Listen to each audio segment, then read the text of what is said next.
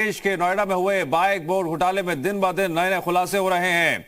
सोमवार को मेरठ जोन के 5 जिलों में आर्थिक अपराध शाखा यानी ईओडब्ल्यू की टीम ने छापेमारी की।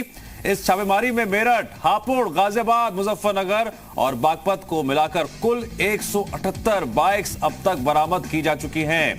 ये सभी बाइक्स गर्वित इनोवेटिव प्रमोटर्स के नाम पर रजिस्टर्ड हैं। ईओडब्ल्यू की मेरठ की 5 टीमों ने एक साथ 5 जिलों में की छापेमारी। इस छापेमारी में भारी मात्रा में गर्वित इनोवेटिव प्रमोटर्स के नाम पर रजिस्टर बाइक्स बरामद की गई हैं। मुजफ्फरनगर से 50, गाजियाबाद से 72, हापुड़ से 22, मेरठ से 21 और बागपत से कुल 13 बाइक बरामद की गई हैं। 1500 करोड़ रुपए से अधिक के इस बाइक बोर्ड घोटाले की जांच अब सीबीआई के हाथ में है। 2600 करोड़ के इस पूरे घपले का मास्टरमाइंड नोएडा का रहने वाला सुंदर भाटी है। एक तरफ छापेमारी और कार्रवाई का सिलसिला लगातार जारी है और इसी कड़ी में एक साथ कई जगहों पर की गई छापेमारी।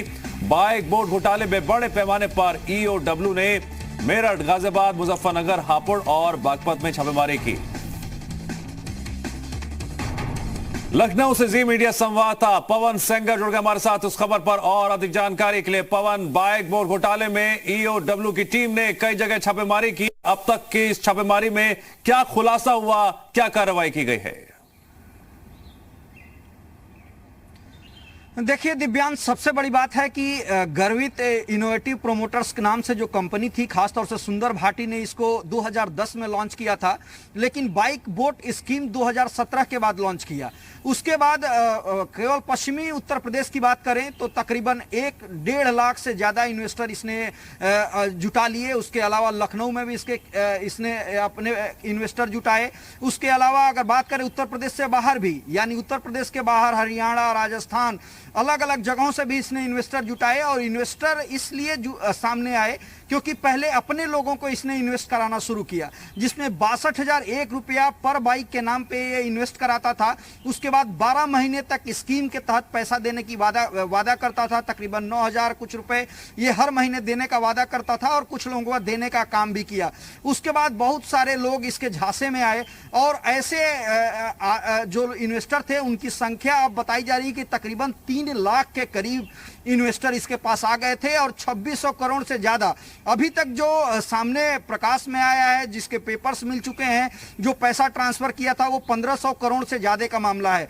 बता दें लखनऊ में भी इसका मामला दर्ज हुआ था और तकरीबन ऐसे 56 एफआईआर इसके खिलाफ और इसके साथियों के खिलाफ दर्ज हुए। तकरीबन 19 लोग हैं जो डायरेक्टर्स बताए जाते हैं उस कंपनी के अलग अलग क्षेत्रों के लिए। उन सभी के खिलाफ एफआईआर दर्ज हुआ, 56 मामले सामने आए। उसके बाद 14 फरवरी 2020 को इस पूरे मामले को ईओडब्ल्यू को जांच दे दिया गया। ईओडब्ल्यू इस मामले की जांच करने लगा और कल जिस तरीके से छापेमारी की, तमाम तरह के बाइक बोट का स्टिकर सभी बाइकों पे लगा हुआ है और ये उनके अलग अलग गोडाउन से मिले हैं। हालांकि अभी बहुत सारे खुलासे होने बाकी हैं, लेकिन इस घोटालेबाज जो सुंदर भाटी है उसको देखते हुए बहुत सारे रोल मॉडल्स, बहुत सारे जो काम करने वाले जो फ्रॉड लोग हैं वो सामने आए थे और अलग अलग कंपनियां खोल करके अलग अलग तरह की इसी तरह की स्कीम लॉन्च करके और लोगों को धोखा देने का काम किया। और ऐसे करते करते इन लोगों ने जो 2600 करोड़ से ज्यादा का रकम वसूला, उसके बाद सारे लोग अचानक गायब हो जाते हैं।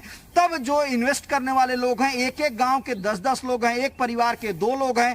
पहले एक बाइक का उन्होंने इन्वेस्ट किया, उसके बाद उनको लगा कि 1 महीने का पैसा आ गया तो फिर उन्होंने 2 बाइक का पैसा इन्वेस्ट किया।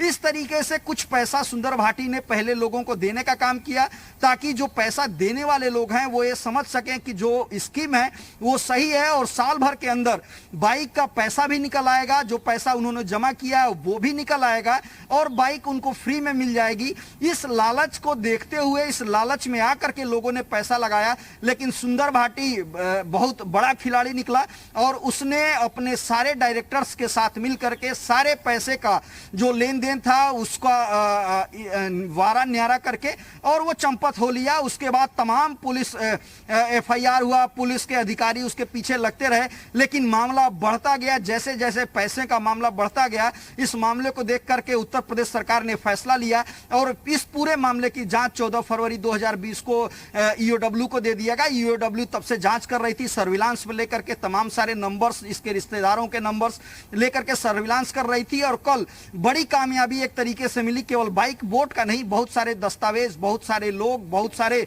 जो पैसा इधर से उधर करने वाले लोग हैं, उनके बारे में जानकारी मिली है ईओडब्ल्यू की। तो निश्चित तौर पे आने वाले अभी कुछ दिनों में और बड़े खुलासे होंगे, लेकिन अभी तक जो दस्तावेज और पैसे की हेराफेरी का हाथ लगा है दिव्यांश, वो तकरीबन 1500 करोड़ का है। पवन, इन बाइक्स की जो बाइक्स बरामद की गई हैं उनकी स्थिति को देखकर यह साफ साफ लग रहा है किसी खास लोकेशन पर इनको छुपा के रखा गया था ताकि किसी को भनक तक ना लगे। हाँ, निश्चित तौर पे दिव्यांश, क्योंकि ये बहुत बड़ा फ्रॉड है और ये रैकेट जो है वो अलग अलग सिंडिकेट से होते हुए चलता रहा। और केवल बाइक बोट स्कीम ही नहीं, बहुत सारी स्कीम इन लोगों ने लॉन्च की, उसमें अलग अलग पैसा लिया। हालांकि अभी बाइक बोट की ही जांच हो रही है। जैसे जैसे लोग पकड़े जाएंगे, जैसे जैसे मामलों का खुलासा होगा, उसके बाद ये पता चल पाएगा कि क्या ये केवल 2600 करोड़ का घोटाला है, क्या 1500 करोड़ का अभी तक जो दस्तावेज मिले हैं वहीं तक ये सीमित रहते हैं, क्या केवल 19 लोग इसमें जो डायरेक्टर्स हैं वो शामिल हैं, क्या जो गोडाउन जहां जहां पे इन्होंने बाइक बोट जो नाम से स्टिकर लगा करके बजाज कंपनी की गाड़ी थी उन सबको छुपा करके रखा था, क्या वो लोग शामिल हैं। तो तमाम सारी ऐसी बातें हैं जो आने वाले में दर परत खुल करके सामने आएगी। लेकिन एक बात बिल्कुल सही है कि ये रैकेट जो है, ये जो गिरोह है, ये संगठित गिरोह था और कई तरह की स्कीम लॉन्च करके लोगों को ठगने का काम किया। ठीक है पवन सेंगर, जानकारी के लिए आपका शुक्रिया।